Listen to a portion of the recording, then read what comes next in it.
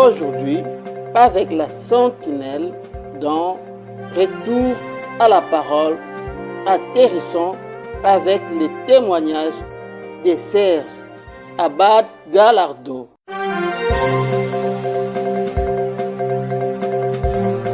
Télé Sentinelle.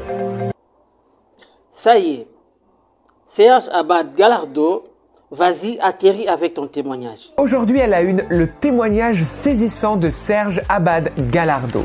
Ancien maître franc-maçon, il va gravir les échelons de la franc-maçonnerie et se rendre compte des réalités spirituelles qui se cachent derrière les rites secrets de la franc-maçonnerie. Et alors qu'il est en quête de vérité, il entend la voix de Jésus lui parler. Il décide alors de quitter la franc-maçonnerie. Ce ne sera pas sans conséquences pour sa propre vie. Je m'appelle Serge Abad Galardo et j'ai été franc-maçon pendant 24 ans et pour ce qui est de mon profil professionnel, je suis aujourd'hui retraité.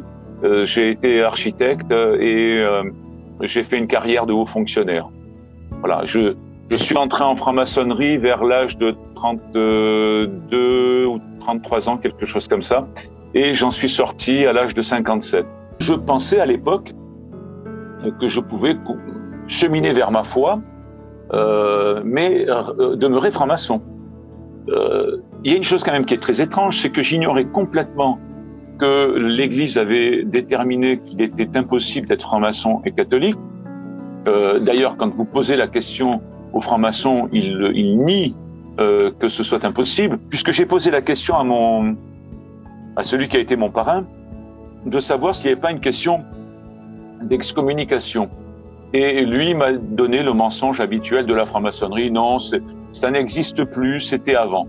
Or, moi, je peux affirmer et je peux témoigner avec des textes et des raisonnements, bien entendu, il n'y a pas que les textes de l'Église, qu'il est bien d'actualité que cette incompatibilité existe. En fait, lorsque j'ai eu cette expérience à la fois brutale et magnifique de communion avec l'amour du Christ, j'ai commencé à me sentir mal en loge. J'ai commencé à voir le rituel avec d'autres yeux, et pour tout vous dire, je ne tenais plus en place. Il y a eu un délai entre cet événement de communion, de rencontre avec le Christ, puisque ça s'est passé en 2012, et ma démission de la franc-maçonnerie qui est intervenue en 2013. J'ai quand même mûri ma décision, j'ai voulu réfléchir, et puis même j'ai compris qu'il n'était pas possible pour un catholique d'être en même temps franc-maçon. Et à la suite de quoi, bien entendu, comme je ne suis pas quelqu'un qui joue sur plusieurs tableaux, eh bien, j'ai démissionné. Vos frères et vos sœurs vous tournent le dos, vous n'existez plus pour eux. Moi, j'ai coché toutes les cases pour me mettre la franc-maçonnerie à dos. D'abord, j'ai écrit, j'ai parlé et je suis retourné à l'église. Mais surtout, j'ai dénoncé au procureur de la République des malversations financières dans les marchés publics de l'organisme que je dirigeais à l'époque et qui était le fait d'une clique politico-maçonnique. Ça a valu à certains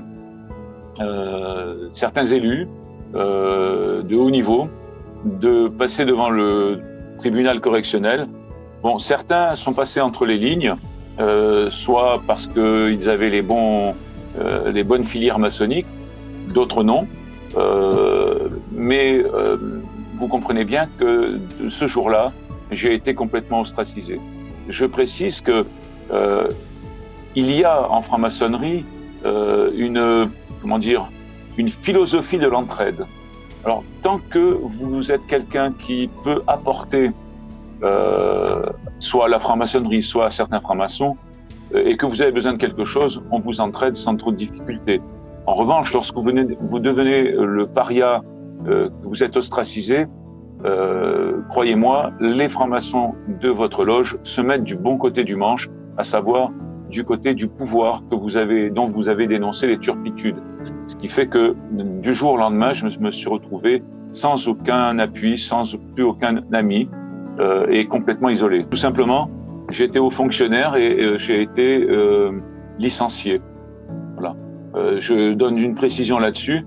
J'ai été fonctionnaire pendant 35 ans. Vous savez que les fonctionnaires sont appréciés tous les ans par leur hiérarchie.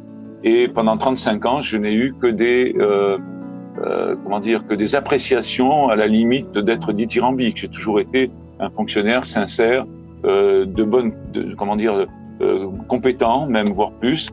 Et j'ai été licencié pour insuffisance professionnelle. Mais écoutez, moi je ne juge pas les individus. Je pense qu'il y a de nombreuses personnes sincères, voire des gens de bien, des personnes de bien en franc-maçonnerie. Néanmoins, c'est la doctrine que je critique. Il y a des gens charmants en franc-maçonnerie, comme il y a au sein de l'Église des gens peut-être moins fréquentables parfois. Vous savez, les individus sont ce qu'ils sont avec leurs défauts et leurs qualités. En revanche, la doctrine maçonnique est une doctrine extrêmement discutable et Dieu nous a créés libres. Donc moi je voudrais dire aux francs-maçons et à ceux qui voudraient éventuellement y entrer que c'est leur liberté d'y entrer ou d'en sortir. Tout dépend de ce qu'ils recherchent dans la vie. S'ils recherchent de l'ésotérisme, de l'occultisme, de la magie même d'une certaine manière, même si tout ça est relativement implicite et que ça n'apparaît que progressivement, eh bien qu'ils y aillent ou qu'ils y restent si ça leur convient. Ensuite, il y a des conséquences à tout ça, alors qu'ils se préparent à les assumer. Et je voudrais leur dire en tout cas que le seul chemin que je connaisse qui puisse épanouir une âme, c'est celui de l'Église. Je voudrais dire, et je rêve, que les francs-maçons connaissent le bonheur que j'ai connu en rencontrant le Christ. Shalom. Après avoir suivi ces témoignages, vous aurez compris, on ne cherche pas la lumière dans l'occultisme. La seule et vraie lumière se trouve ici dans Retour à la parole. Jésus leur parla encore. Moi, je suis la lumière du monde. Celui qui me suit ne marchera pas dans les ténèbres, mais il aura la lumière de la vie. Jean, chapitre 8, verset 12. Parole du Seigneur. Si l'Éternel tarde à venir, nous allons nous retrouver encore demain avec un nouveau témoignage. Pour aujourd'hui, la sentinelle s'arrête ici. Que le bonheur, la grâce et la paix du Seigneur vous accompagnent tout au long de votre vie. Et la sentinelle vous dit bye bye.